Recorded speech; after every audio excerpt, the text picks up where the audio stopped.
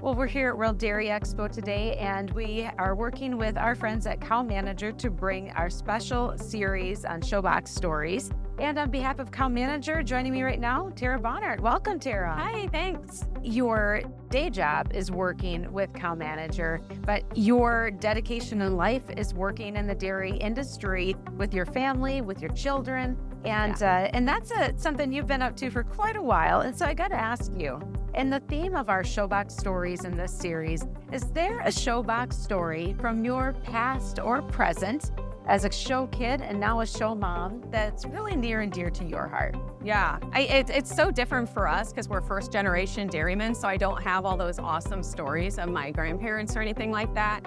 But it was pretty special for my brothers and I to go to all the shows together, just pack up and leave our parents at home and show everywhere. But definitely now coming at it as a mom, it's a whole different level when you bring out that show box and you're out in the barn together. So we're definitely, I think, creating those stories still in our family. So what's one thing that's always in the family show box? Oh, actually earlier we were talking about when you load up, you always have to get the big bucket of cheese balls. So you always have to have the kids' snacks. Yes, absolutely. That is the prereq, the good snacks for the kids that they only get during the show week and the fair absolutely. Season. Yes. Oh, I love that. And so now, Tara, here this week at World Dairy Expo with CowManager, you guys are bringing forth something that's new. Yes, the flash feature on our ear tags is our new kind of big launch here at World Dairy Expo this week. And so this is the CowManager tag that actually has a flashing alert that your herdsmen can see as they're walking through the barn looking for cows, correct? No, correct. Yep. You can either just automatically turn on like your heat and health alerts, or you can make any cow that you want to flash, even if you're trying to do a vet check or anything like that. Ah, very cool. And so how quickly does that flash activate once it's triggered, and how long does it stay on? Yeah, so to turn it on, the tag has to check in to know that it's got to turn itself on. So we say 15 minutes, and then you can leave them on for up to 2 hours. And now when it comes to turning the flash on and off, is that something as simple as pulling up your phone or computer? Yeah, you can do it on the desktop version, or you can just do it mobilely off your phone. So something that is great for those herds that are coming in new, but also able to be integrated to existing clients of technology. So this really just adds to the options that CowManager has. There's some really great scenarios to use it. Some of it is, from the front of the cows in headlocks. Instead of visually reading ID tags, now you can just go through and look for the cows that are flashing. And I also find it really valuable for those loose cows, because we all know we have some overcrowding in most of our pens, and there's always those cows that didn't lock up. Awesome. So a great enhancer of efficiency on the herd management side, but integrating as well with taking the data that's being collected and taking it to a whole new level of ease of use for the herdsman, the dairy manager, and the people that are right there working with cows every day. And Tara, thanks for sitting down and joining with us today, as well as partnering on this series, which is one that is near and dear to your own heart with your cheese ball-filled showbox back at home. So thanks for jumping on with us today, Tara. Thank you.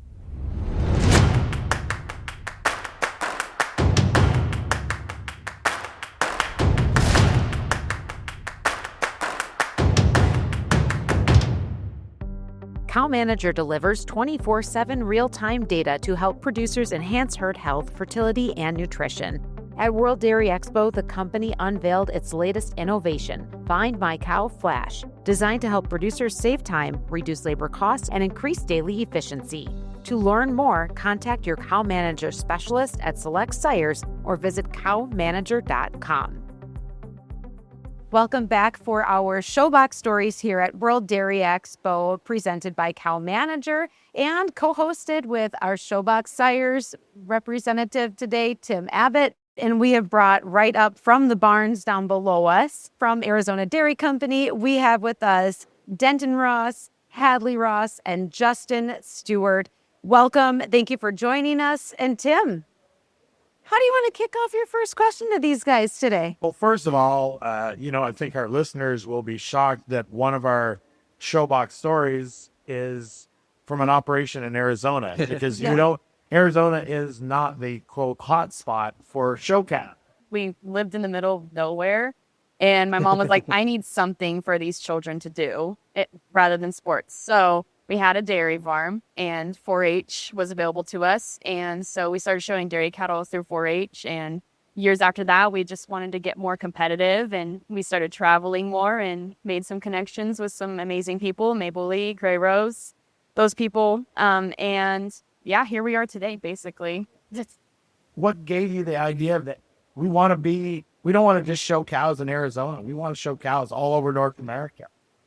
I think what gave us the idea was that we loved it. Like we really loved showing the cows, and we loved being with the cows all the time. And we just wanted to do more often, because in Arizona, it only occurs like twice a year, the state fair and the county fair. And that's pretty much all that's available to us in Arizona. And how many cows we have at the county fair? At one point we had 9. A little bit different than when people hear county fair.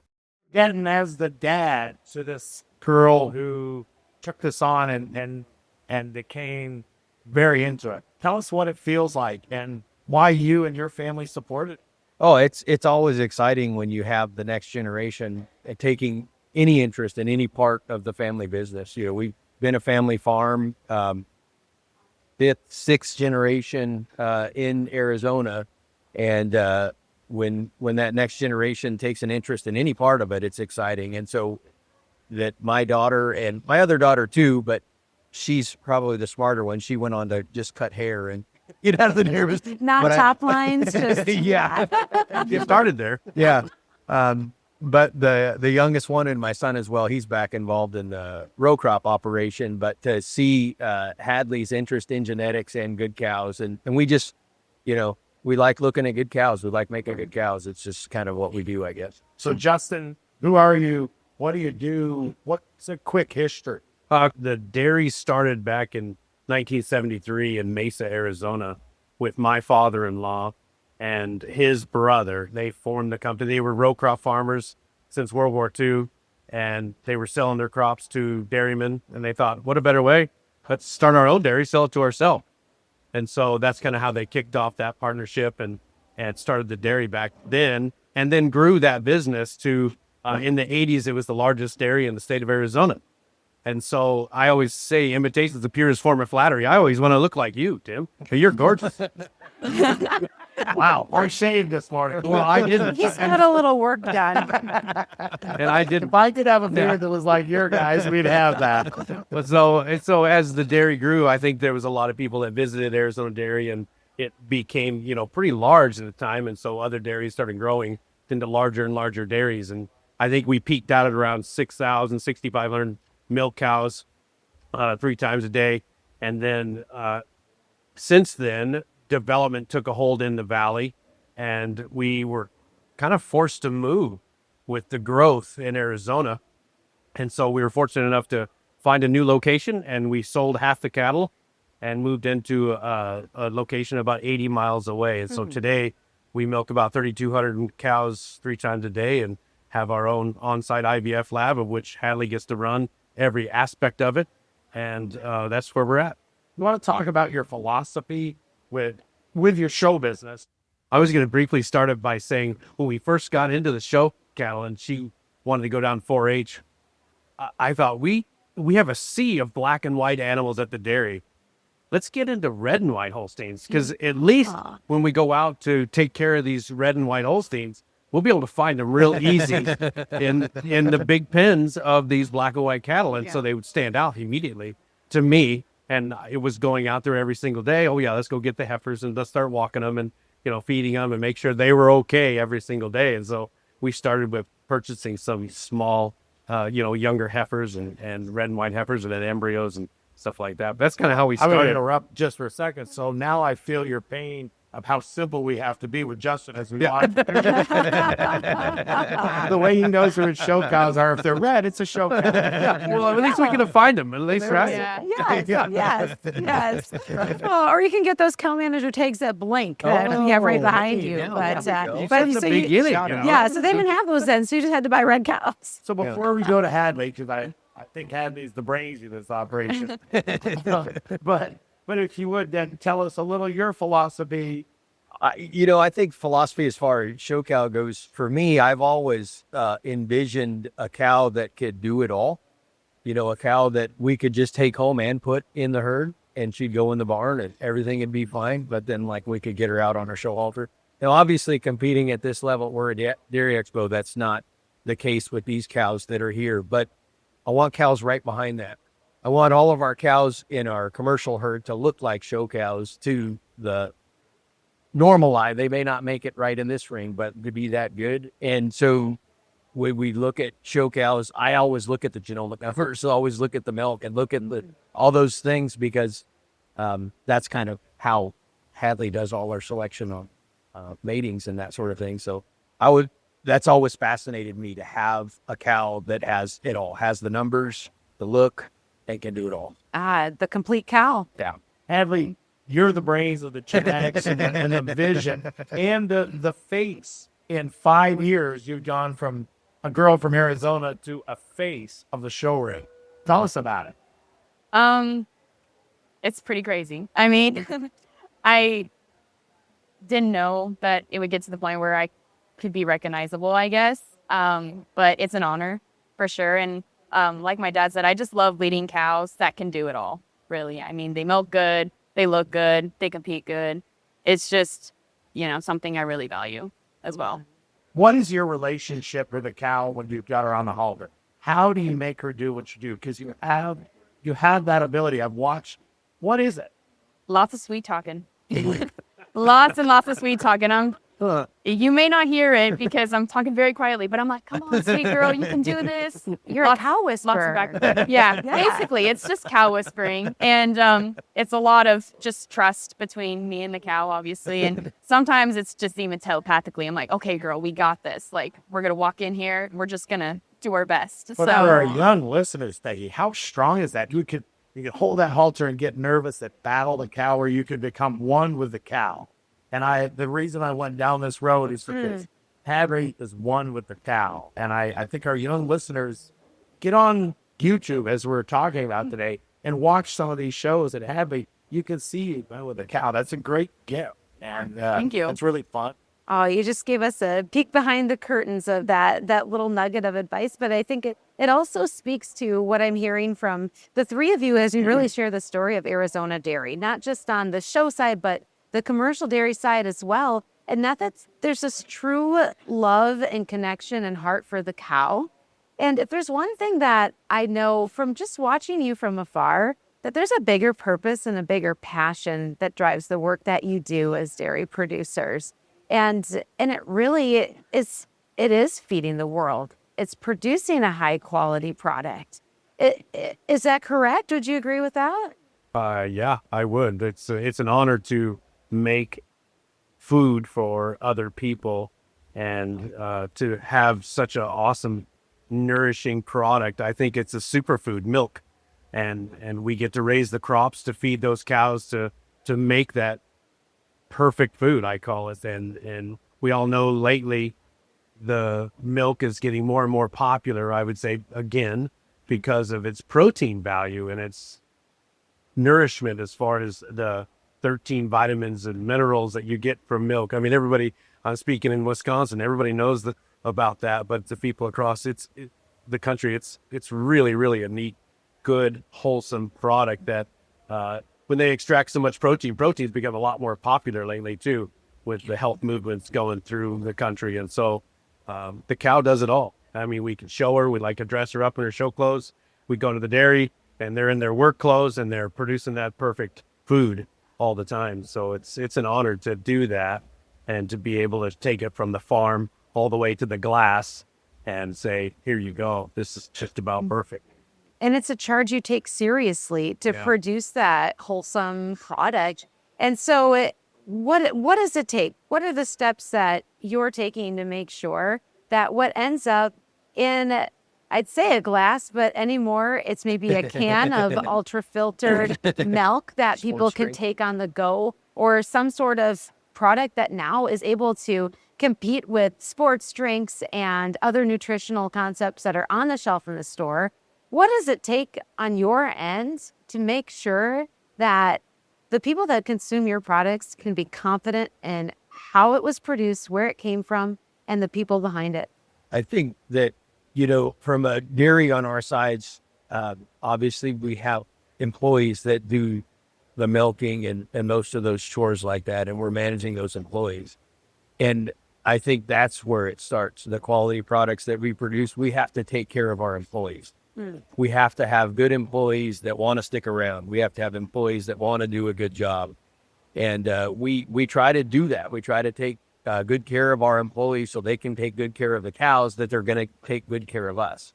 And that starts too in the beginning with how when we first onboard these people, we like to show them respect, number one, and then start their training process. So that way we know that they know what's expected of each and every single employee, and then the respect for the cow. That's kind of where we really try to take and push that passion into these individuals, because we don't know where they're from or what they've done or what other jobs that they've had. And so we just say, listen, these are our cows. These are your cows now. They are providing your paycheck. And here's how we're going to respect these animals from the day they're born and the colostrum that they're fed to their last day on the dairy. Justin, as you say that, the word that comes to mind is culture. And creating that culture that's founded in respect, but also holding others to a high standard and pursuing excellence. It's the same thing you're doing in the barn here this week, is that high caliber of excellence built on foundation of respect. It's the same thing you're doing at home, at the dairy, to be able to make sure that people are taken care of. They're committed to the bigger goal, and the end result is the cow being well taken care of and a product coming out that you are just as proud to see people have in their hands and on their tables. And then prior to the calves being born, obviously it goes to the genetics, and that's where the star comes in first to form them all, to develop them all, and to look at the pedigrees. Let's hear about that. Basically 3 years ago, my dad, he used to do all the matings, and he just basically handed it to me. He was like, hey, you need a job. It's been really amazing doing the matings. I really like it. It's fun to have her as a part of the integral team, because as one of the owners with Denton, if we're going to pass this business down to the next generation, we want her to be intimately involved in that and say, hey, this is going to be your dairy cows someday. Why don't you make them? And you said sixth generation. Yes. 6 generations of dairy farming in your family, and you represent that future. And I just have such a respect and appreciation for you taking that on and taking ownership of that role on the genetics side. Sounds like you really taught yourself a lot. Who's mentored you in your own journey to learn that side of this business?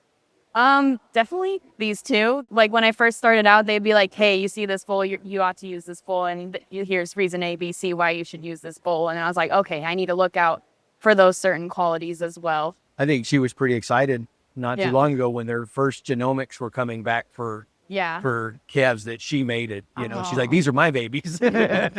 What And a to really feeling of to see ownership. her take Yeah. ownership of it. Yeah. And like, I love it when people come and ask me like, oh, your genetics. I'm like, I don't know. She's smarter than I'll ever be, so might as well let her do it now. So Yeah. Aw, I love that. Hadley's the boss. Yeah. Well, Peggy, in every one of these podcasts, as we sit on the Showbox and talk, there's been a profound moment for me. Last year, talked about mentorship, and we had people say that mentors are young people too. I think of mentors as old people. Remember last year, we learned mentors are young people, and Hadley, we did that. Stewardship, the passion that we're given an opportunity to steward the cow and to steward the industry. Today, my profound moment was respect to the cow. Why is that so important to you? You know, there's only 1%, or I think it's less than 1% of people that are in agriculture in America. And I think it's very important to keep it going and keep feeding people in America. And, you know, and in order to do that, you got to train the next people and respect the next people to take care of that. So What more do we say? yeah, we're done. So now let's get off all this serious stuff. It's supposed to have fun. You got too deep for us, you guys. Fabulous. Beautiful. Advice. Let's have some fun. What's your favorite World Dairy? If we sit on this show talking about your favorite World Dairy Expo moment? It would definitely have to be World Dairy Expo 2021, when my beautiful cow, Jordan, won the Supreme Champion of the Junior Show and Intermediate Champion of Red and White Show.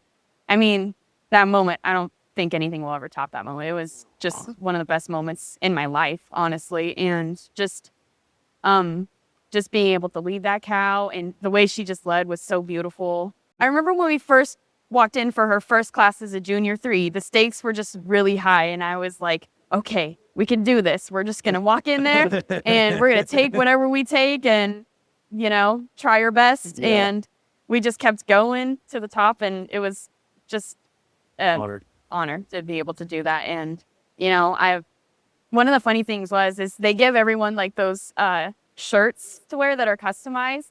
And one of the funny things is I was one of the last juniors to win. And all they had left was larges. And little 18-year-old me had to wear this giant yellow baggy shirt. But I wore it with such pride, walking my cow Jordan under the spotlight. And it was really cool being under the spotlight because I remember thinking, like, how am I supposed to walk in the dark here? And there was a guy in front of you, actually, fun fact. So there's a guy in front of you that, like, tells you where to go the entire time. So I remember I was walking Jordan, doing a lot of sweet talking, and also just looking at the guy in front of me, telling me where to go as I led around. Wow. And so, okay, so Hadley, as you think about this, you were able to achieve what every junior here and the barns behind us dreams about, that moment. What is your advice to that kid in the barn right now whose biggest dream is to do just that? Keep trying. Pretty much just go at it, and whatever cow you lead in there, pretend it's like the best cow ever, and you'll get there for sure. You have a beautiful, humble confidence about you, and that just shines right through. Thank you. Favorite memories from the two of you guys? Well, I mean, yeah, it's pretty hard to top that. Yeah. We're in the dark ringside, and when they called the jersey as a reserve, I thought, yeah, no way, right? It can't be. And then when that happened, yeah, that was pretty good. But you know, that stuff's awesome, and why we come here to do it, right? But really, why we come here is all the people. I remember when all the pomp and circumstance was happening, and we had even attained to that level. Was, you know, we were pretty proud of Hadley. We were pretty proud of our team behind the scenes, and pretty proud of Jordan for keeping it together and walking out there. And what I didn't know until that time was all the other judges from all the other breeds, they all have to get together and have another judging contest behind the scenes to then award Supreme. And the judge that nominated and won, you know, the Holstein judge, the red and white Holstein judge, is not allowed to participate. So it's all the other judges have to then have a say, which even made it more profound and better to me. And when I remember being ringside down, you know, just when Hadley walked away and when they announced Jordan as the Supreme, I just fell on my knees and cried. It was like, whoa, I can't believe this. Yeah. And so, yeah, all the way from Arizona, it was pretty cool. Well, we sure appreciate these stories and truly the humble hearts that are behind some incredible wins. And really not just a dairy, but really a business and a brand that you've built here in the show ring and in the barns at World Dairy Expo, but back home at the home farm. But truly, it's this next generation that you're cultivating. And you, Miss Hadley, you're a pretty special young lady. Thank you. Denton, Hadley, Justin, thank you for joining Tim and I on the Showbox here for our Showbox series. Thank you. Thank you. I'm Peggy Coffeen, and thanks for listening to this Up Level Dairy podcast. Don't forget to follow, rate, and share. And as always, keep on growing, keep on learning, and up-leveling your dairy. CowManager delivers 24/7 real-time data to help producers enhance herd health, fertility, and nutrition. At World Dairy Expo, the company unveiled its latest innovation, Find My Cow Flash, designed to help producers save time, reduce labor costs, and increase daily efficiency. To learn more, contact your CowManager specialist at select sires or visit cowmanager.com.